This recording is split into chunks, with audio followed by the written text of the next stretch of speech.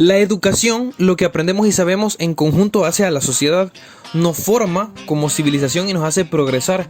Si no nos educáramos tendríamos que empezar desde cero, en plan inventar el fuego, la rueda y eso otra vez. Esto es porque en sí la educación como término es la adquisición de los bienes culturales valiosos de la sociedad en la que estamos, ya sea cualquier faceta, arte, idioma, deporte, ciencia, etc. Si no adquiriéramos estos bienes, ¿qué seríamos? Por ello la educación es tan importante, tanto así que se ha indagado la forma más efectiva de hacerla y crear personas más capaces. Y aunque el sistema educativo aún tiene mucho que mejorar, podemos hablar de grandes avances. Todo esto se lo debemos a la pedagogía.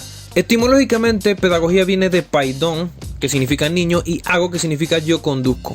Y lo podemos ver como el arte o la ciencia de enseñar. Pues la pedagogía es una ciencia que se ha alimentado incluso de la epistemología, que es de las teorías del conocimiento, que es una rama de la filosofía, y también de la psicología, entre otras ciencias. Enseñar y educar no es fácil, pues requiere de preparación, requiere de un concepto súper crucial: didáctica. La didáctica es el arte de educar, con uso de técnicas y métodos diseñados profesionalmente, utilizando recursos específicos dependiendo de la materia o el tema, siendo los únicos que se encargan de hacer esto los maestros, también conocidos como profesores, quienes son profesionales y orientadores en una materia en específico. También están los instructores, siendo orientadores en una área en la que son expertos, o los facilitadores, siendo motivadores, orientadores y muy didácticos. Sea cual sea la persona, es un educador y su objetivo es transmitir conocimiento. Gracias a nuestros avances científicos, estos educadores han ido creando métodos, técnicas, planes de estudio, materiales, etc. Con esto se transmite la información para que el alumno, como todo un receptor, la adquiera y formemos a muchos profesionales. Y listo, ya no hay nada de qué preocuparnos. Tenemos los profesionales, los materiales y la guía de trabajo a seguir. Así que los alumnos no deben preocuparse de nada, deben ir seguros y confiados a que solo llegarán a la institución educativa y aprenderán lo necesario y serán todos unos científicos. La verdad es que no realmente. Resulta que no solo se debe aplicar el método establecido y ya, sino que hay que pensar que cada persona es inevitablemente diferente. Cada quien aprenderá y trabajará distinto y el educador deberá adaptarse a eso. Si no, el sistema aplastará a los alumnos cuando debería ser al revés, ¿no? Las primeras teorías que se llegaron a tomar en cuenta es la edad, pues es lo más obvio. No le enseñarás de la misma forma a un niño como a un adulto. De hecho, tenemos etapas del desarrollo cognitivo, siendo la cognición los procesos mentales que ayudan al razonamiento y aprendizaje. Es decir, esto se refiere a las etapas del desarrollo según la capacidad que nuestra mente tiene de aprender. En concreto, quien ha planteado las más famosas teorías es el señor Piaget. Las etapas de Piaget no se deben plantear así por así, realmente hay que aprender sobre su teoría. Piaget planteaba un concepto importante: los esquemas mentales. Esos son piezas en nuestro cerebro que nos hacen construir nuestro pensamiento, y todo lo que aprendemos es un esquema mental.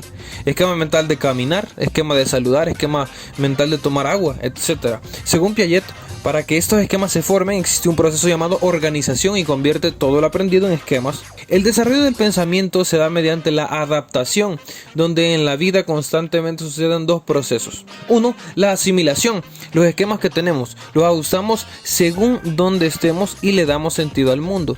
Y si no, pues lo adaptamos. Por eso si un niño ve un tigre podría decir: un gato grande. Porque si no supiese que es un tigre, igual no va a dejar de comprenderlo, siempre le va a buscar un sentido. Por otro lado está el proceso 2, que es la acomodación. Es cuando aprendemos nuevos esquemas para comprender la existencia. Y en vez de decir gato grande, ya podremos decir tigre, que es lo que es. Todo esto debe tener a lo que Piaget llama equilibrio, donde los esquemas que aprendemos deben servirnos, y si no, pues provocará desequilibrio. Por ejemplo, decir mapache a un tigre rápidamente provocará burlas o correcciones, y pues eso será desequilibrante.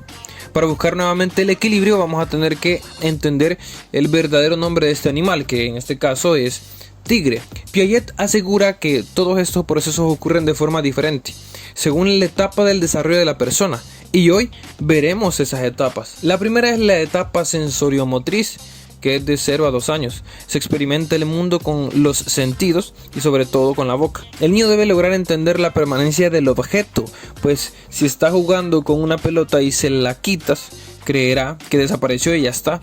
Si en algún momento empezara a buscarla, es porque ya entendió que las cosas tienen permanencia y no pueden desaparecer así por así. Entonces debe estar en algún lado.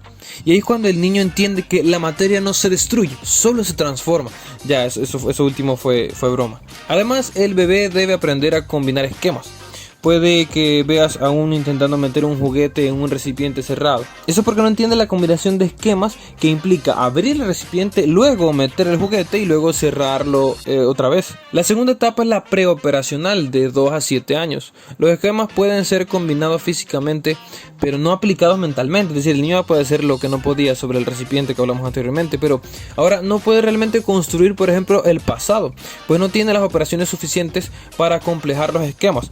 Por ello el nombre se llama etapa preoperacional, porque no están estas operaciones. Todo lo que el niño observa y experimenta lo adapta y comprende por medio del lenguaje. Las palabras y expresiones son claves y por ello el niño, si tiene sed por ejemplo, puede simular un vaso de agua gestualmente y comunicarlo sin usar las palabras. En esta etapa el niño no puede considerar dos variables al mismo tiempo. Por ejemplo, si le preguntas algo, ¿qué pasa si tenemos dos vasos de agua? Uno es ancho y corto y el otro es largo y alto. ¿Cuál tiene más agua? Podría el niño pensar que quizás el vaso alto tiene más agua, pero realmente es porque no puede considerar las dos variables de compensación. Es decir, o el otro es pequeño pero es ancho y ya compensa con eso, mientras que el otro es alto pero como es delgado, esto hace de que la cantidad de agua posiblemente sea igual en los dos vasos. Eso no lo podría comprender el niño.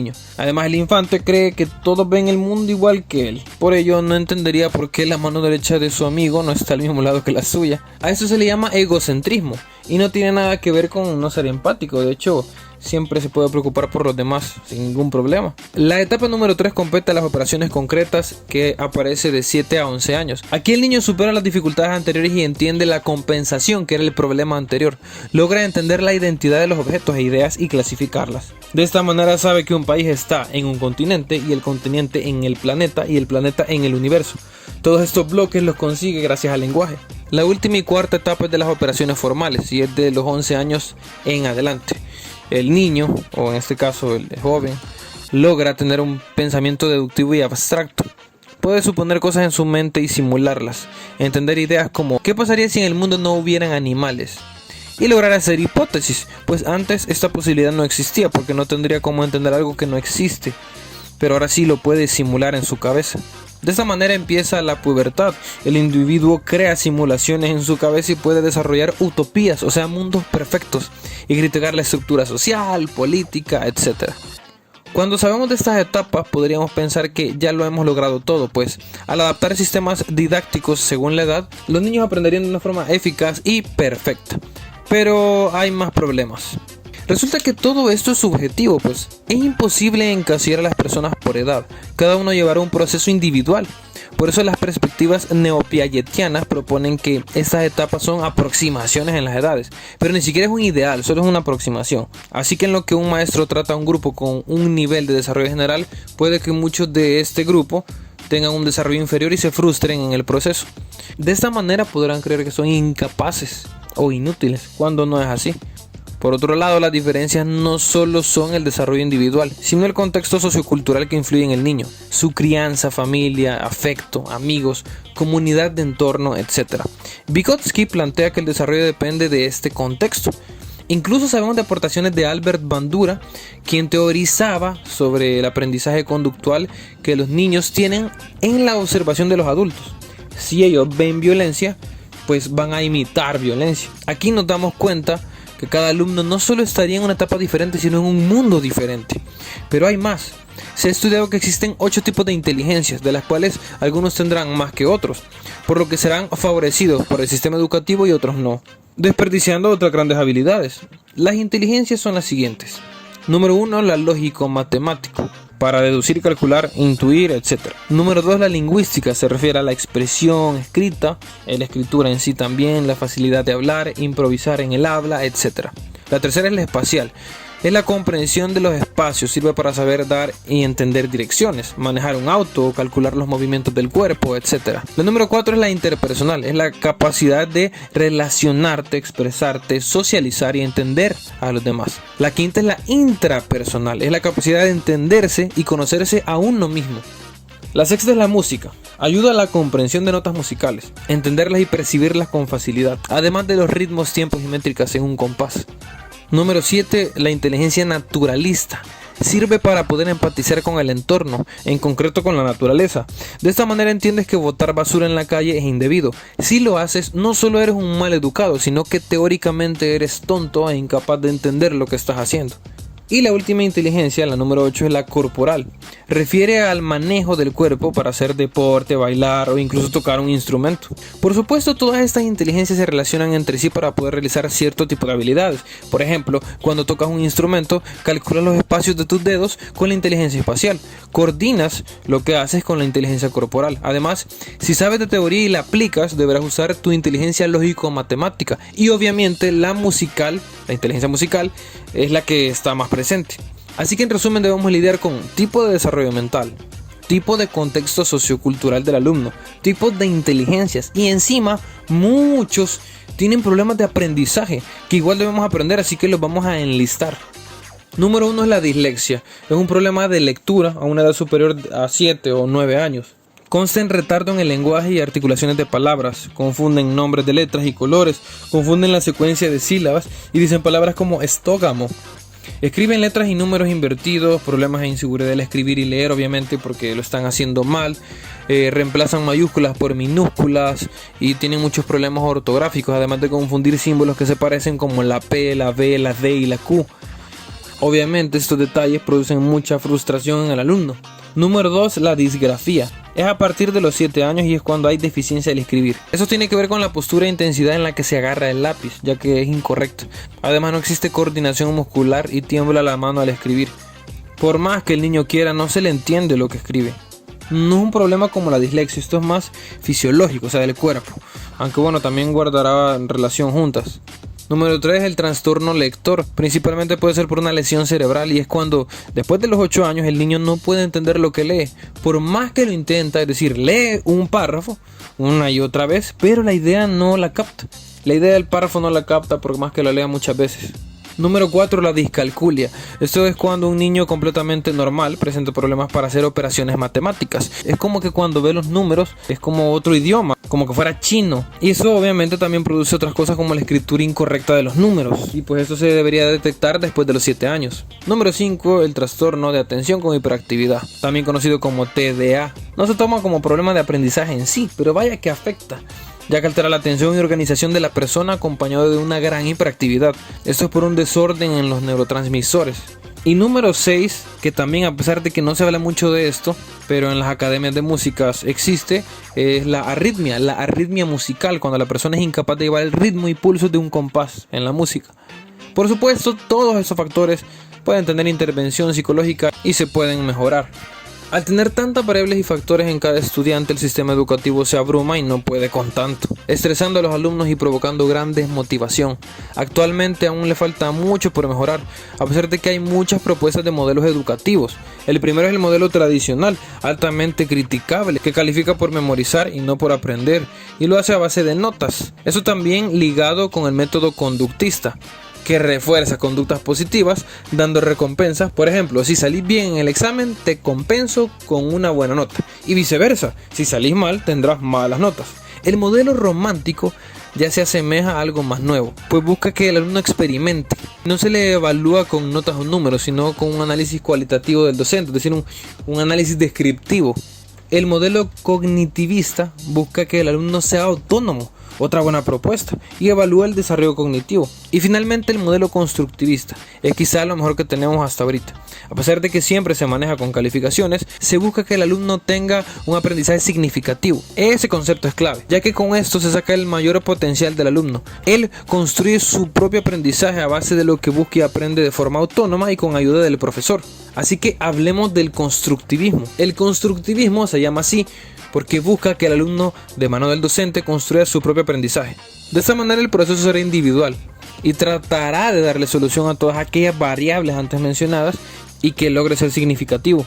Para eso necesitamos de grandes autores como David Ausubel, Piaget y Vygotsky. Ausubel comenta que para que el aprendizaje sea significativo, este debe ir relacionado con las bases ya antes aprendidas. Basado en los esquemas mentales de Piaget, si deseas aprender sobre física cuántica, debes ya tener los bloques de esquemas mentales sobre matemáticas y física teórica, para que al adquirir el nuevo bloque de física cuántica, este pueda ajustarse bien, si no, no se podrá adaptar y el aprendizaje no será efectivo ni significativo. Cuando es significativo, la retención es buenísima y de esa manera el alumno avanza. El constructivismo plantea fases del aprendizaje de la mano de Vygotsky. Y es que todos siempre tenemos un nivel de desarrollo, lo que nos permite hacer cosas independientemente, sin la ayuda de nadie, hacer otras cosas con ayuda y otras que definitivamente no podríamos hacerlo. A eso se le llama nivel de desarrollo actual. Para potenciar estas características debemos llegar a un nivel de desarrollo potencial, aprendiendo cosas nuevas y así logrando ser independientes en más factores. Por ejemplo, de pequeños ni bañarnos podíamos y ahora es muy fácil. Pero nuestra siguiente fase, actualmente, ¿cuál será? ¿Aprenderemos un instrumento? ¿Aprenderemos de filosofía? ¿Aprenderemos a programar o qué? Ese es el nivel de desarrollo potencial, lo que podemos aspirar a hacer, evolucionando y salir del nivel actual. La distancia entre el nivel actual en el que cada uno está hacia el potencial, que es a donde debemos aspirar, que obviamente también el potencial es subjetivo dependiendo lo que la gente quiera aprender. Esa distancia se le llama como zona de desarrollo, pues es todo el proceso que se debe cursar para llegar ahí, a la meta. Y según Vygotsky, esto se logra con el andamiaje. El andamiaje se logra mediante un facilitador, o sea, un profesor, pues. Y mediante 3 fases podremos superar la zona de desarrollo. La primera fase es la recepción. Aquí recibimos la información que se nos da. Luego esta la transformamos y esta es la segunda fase, la transformación, ya que comparamos lo que ya sabemos y mediante nuestros esquemas mentales ponemos una base sólida para que el aprendizaje sea significativo. Y por último, la última fase es la producción, ya cuando ponemos en práctica todo esto. De esta manera construimos nuestro camino académico y según el constructivismo prosperaremos y creceremos educativamente mejor. A pesar de todo, el sistema sigue siendo criticado y aún produce frustración en muchos niños. Eso quiere decir que le falta mucho por mejorar. Claro, criticar desde aquí, de la pantalla, es bastante fácil. Si hubiera una forma efectiva que supiéramos, ya la estaríamos aplicando en todos lados. Una de las cosas que más causa frustración en los alumnos, obviamente, son las calificaciones, ya que reflejan el éxito o mediocridad objetivamente con un número. También producen mucha competencia. Uno de los sistemas más admirados es el de Finlandia. Es curioso, pues los centros escolares no compiten por quien tiene mejores calificaciones, por lo que no producen presión a sus alumnos y por lo tanto no tienen muchos alumnos frustrados. ¿Por qué pasa esto con Finlandia? Porque normalmente todas las escuelas compiten para ver qué alumnos tienen mejores calificaciones y así salen frases como: ah, los que salen mejor en las notas son los de tal lugar. Pero este no es el caso de Finlandia porque no hay un sistema estándar de evaluar las notas. De hecho, cada maestro evalúa a sus alumnos a su manera. Entonces, si un maestro sacó 8 con un maestro y otro alumno sacó 9 con otro maestro, estos no pueden competir, no pueden ser comparados porque son diferentes contextos. Cada maestro evalúa bajo el contexto. Medirlo sería inútil. Entonces han encontrado una solución: tener calificaciones personalizadas, siempre buscando atender todas las cantidades de variables que antes mencionamos. Claro, no significa que los niños no reprueben, pero aprenden más felices y de forma más efectiva. Es curioso también que este sistema de Finlandia trata de no competir, pero al mismo tiempo se vuelve una gran competencia para otros sistemas. Pues actualmente Finlandia está subiendo bastante en el rango de PISA, quienes miden la efectividad educativa basada en el lenguaje, matemáticas y ciencias. Tenemos mucho que aprender de Finlandia y tal vez aplicarlo en un futuro en nuestras instituciones. Claro que Finlandia es el primer mundo, todo bien allá. Pero yo te saludo desde el tercer mundo, donde los niños ni siquiera tienen para un cuaderno. Privilegio es tener siquiera internet por estos rumbos. Llegamos a un punto que el sistema se quiebra, no solo por el carácter educativo, sino que ya nos metemos en factores políticos y económicos. Pero bueno, eso ya es otro tema. A pesar de que se está aprendiendo, aún tenemos dificultades ante el sistema educativo. Mayormente aquí en el tercer mundo, obviamente. Entonces, ¿cómo sobrevivimos? ¿Algún consejo que podríamos hacer? Así es, tengo uno y se llama metacognición. La metacognición es la capacidad que cada persona tiene para conocer sus propias habilidades y capacidades cognitivas, que por supuesto influyen directamente en el aprendizaje. De esta manera existen los autodidactas y estudiosos. Y esto no es nada fácil, pues se necesitan de varias inteligencias. Una de las más importantes es la intrapersonal. A la metacognición se le sacará ventaja sabiendo tu nivel de desarrollo, cómo esto influye según tu contexto sociocultural, tus tipos de inteligencias, las más efectivas y tus peores, y conocer si tienes algún tipo de problema de aprendizaje. Debes conocer tus gustos, qué materias se te facilitan, cuáles no. Debes fijarte en tu forma de estudiar, en qué lugar de la casa te concentras mejor. ¿A qué horas te concentras mejor? Existen personas que estudian de noche, otros de día, otros de tarde, otros da igual. Tú debes saber, porque imagina que solo puedes estudiar en la noche, pues no pierdas el tiempo intentándolo en la tarde. Organiza mejor tu día y aprovecha el tiempo en otra cosa. Incluso esto ayuda a saber qué estudiar en la universidad. Claro, lo mejor es hacer una prueba de orientación vocacional, pero con la metacognición ya llevas un gran paso adelante. Conócete a ti mismo y dejarás de frustrarte. De esta manera empezarás a disfrutar el estudio. Aún nos queda mucho por aprender. Esperamos que el sistema mejore. Por cierto, en todo lo que acabamos de hablar, ni siquiera tocamos el tema de la educación especial, que cuando tratamos con niños o personas no videntes, con problemas auditivos, con autismo, síndrome de Down, etc. Obviamente aquí se pone mucho más complejo, ya es otras cosas, otros temas por hablar. Por el momento, creo que hemos aprendido algo bien importante y es lo valioso que es la educación y saber aplicarla. Sin más que decir, la pedagogía es muy importante y ha dado grandes avances. Agradecemos a los científicos y esperamos llegar a resultados mejores en los postreros años.